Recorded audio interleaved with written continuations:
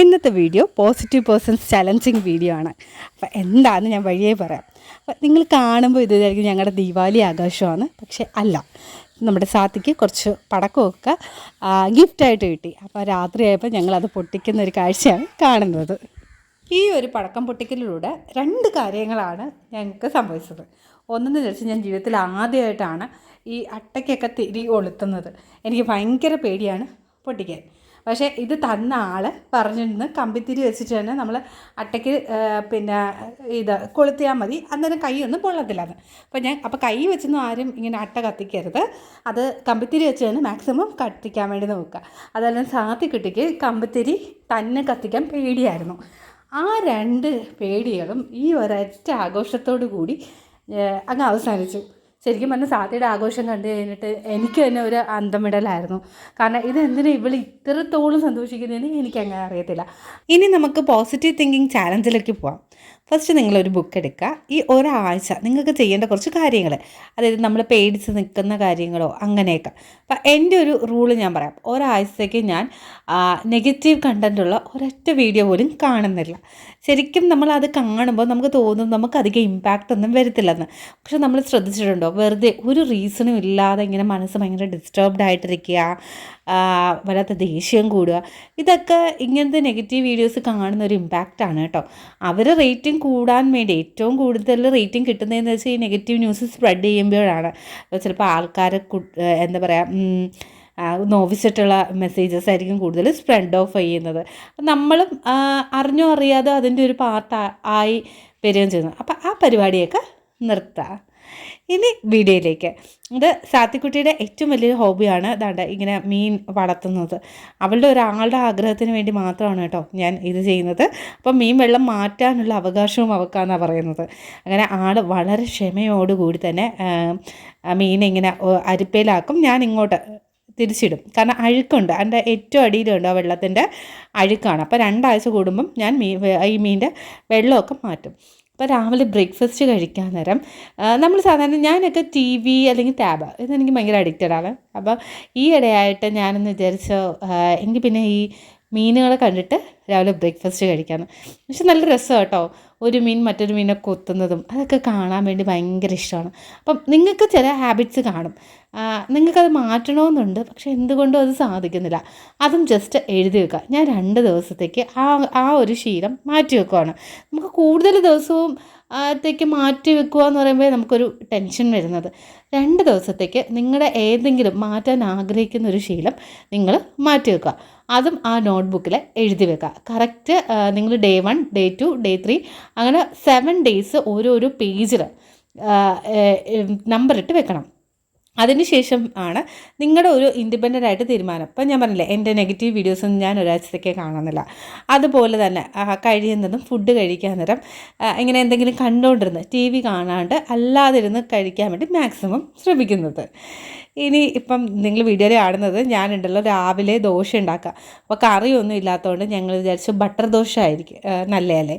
അന്നേരം നമ്മുടെ അമൂലിൻ്റെ ബട്ടറാണ് ഞാൻ മേടിച്ചത്.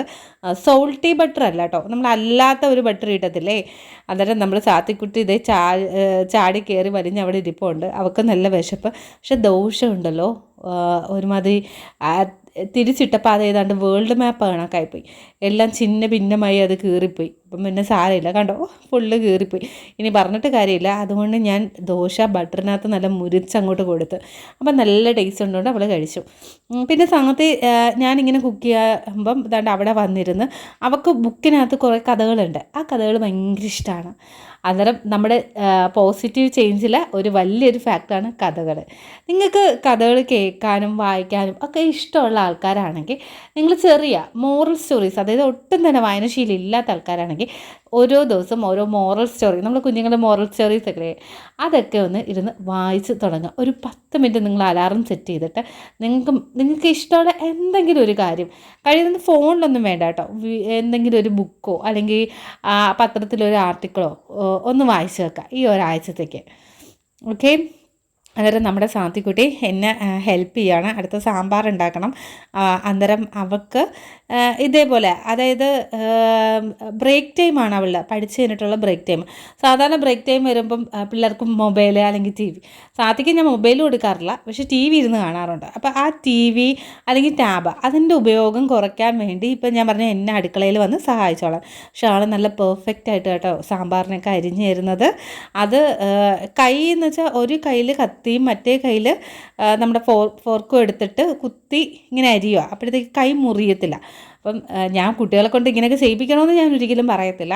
പക്ഷെ ചെയ്യുമ്പോൾ നമ്മളും കൂടെ നിന്ന് ഭയങ്കര ശ്രദ്ധിച്ച് വേണം ചെയ്യാൻ വേണ്ടി. അവർ ഈ ചെയ്യുന്ന ഒരു ആവേശത്തിനുണ്ടല്ലോ, സ്പീഡിന് ചെയ്യാൻ നോക്കും.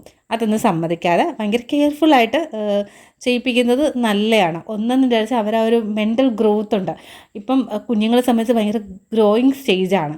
അന്നേരം അവർ എന്ത് ആക്ടിവിറ്റി ഇൻഡിപെൻഡൻ്റ് ആയിട്ട് ചെയ്താലും അത് അവർക്ക് ഏറ്റവും നല്ലതാണ്.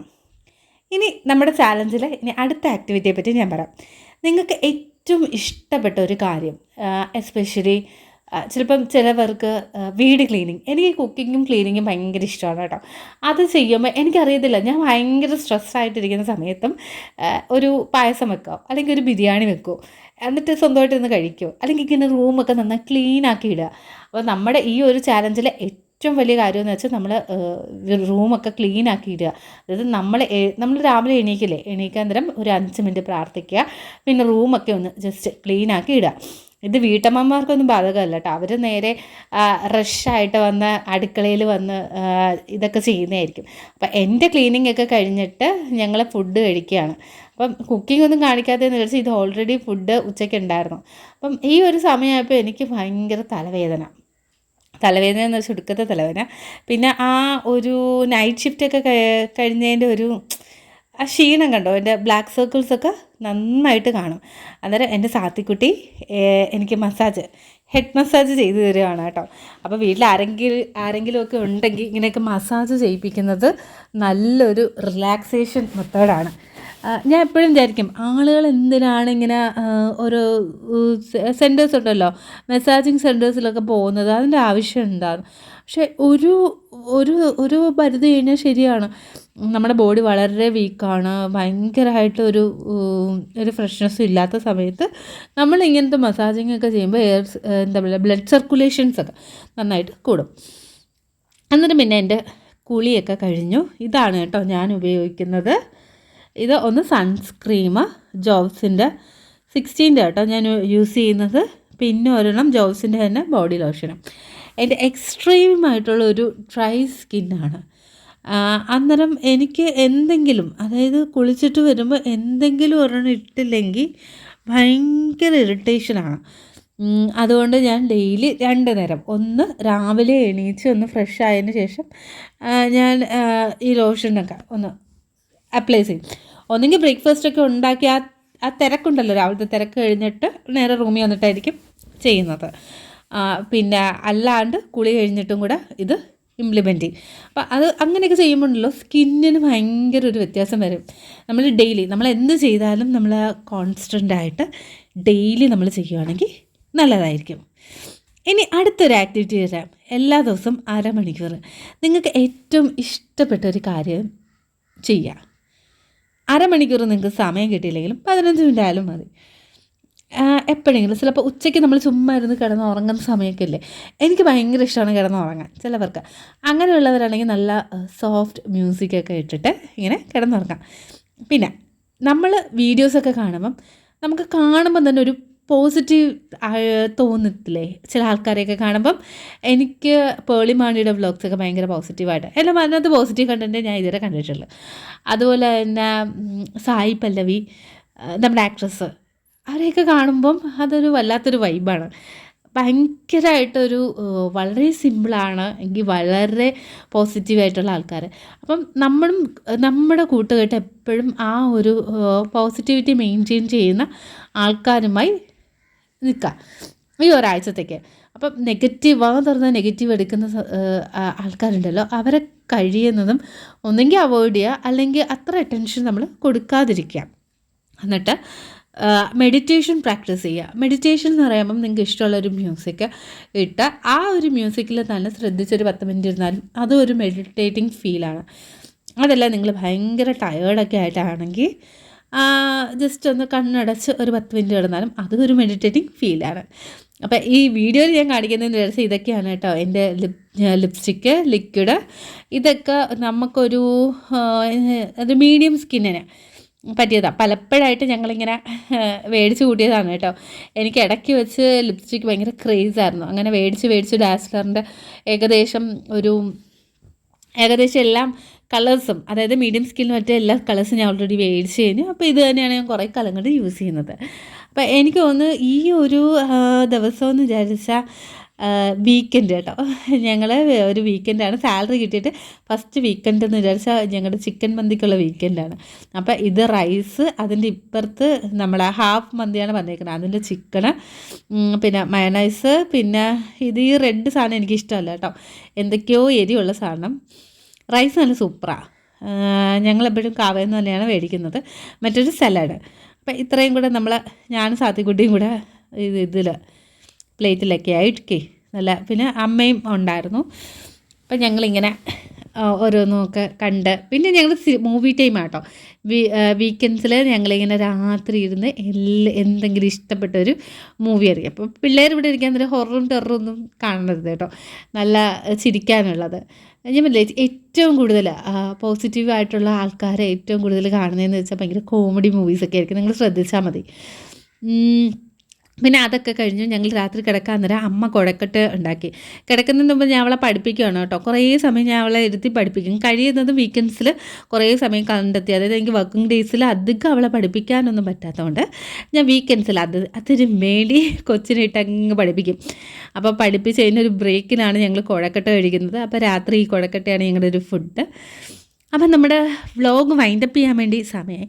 അപ്പോൾ ഈ 7 ഡേയ്സ് ചാലഞ്ച് ഓൾമോസ്റ്റ് ഞാൻ എൻ്റെ കുറച്ച് കാര്യങ്ങൾ മാത്രമേ പറഞ്ഞിട്ടുള്ളൂ.